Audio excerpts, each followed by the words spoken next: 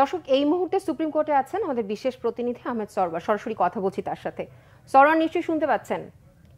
নবনিযুক্ত প্রধান নির্বাচন কমিশনার ও 4 কমিশনার তো শপথ নিয়েছেন, তাদের কারোর সাথে কথা বলার সুযোগ হয়েছে কিনা বা তাদের কোনো প্রতিক্রিয়া ব্যক্ত করেছেন কিনা আমাদের একটু বিস্তারিত জানাবেন।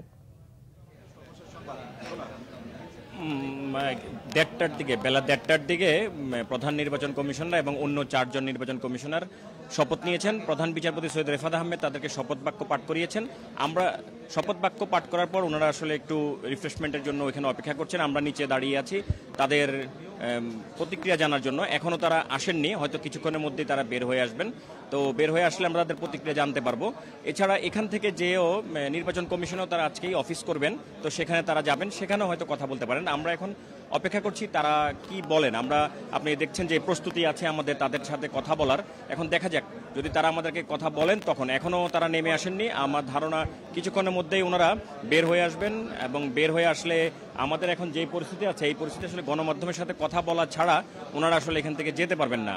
তো দেখা যাক কে বলেন, প্রধান নির্বাচন কমিশনার কথা বলেন নাকি অন্য নির্বাচন কমিশনাররা কথা বলেন, সেটা এখন অপেক্ষা করছি আমরা। বের হয়ে আসলেই আমরা আসলে তাদের সাথে কথা বলতে পারবো, তখন বুঝতে পারবো তারা আমাদেরকে কোনো প্রতিক্রিয়া জানাবেন, এখানে জানাবেন না নির্বাচন কমিশনে গিয়ে জানাবেন। ধন্যবাদ সরওয়ার, আমরাও অপেক্ষায় থাকলাম। আপনার সাথে পরবর্তীতে আবার সংযুক্ত হব।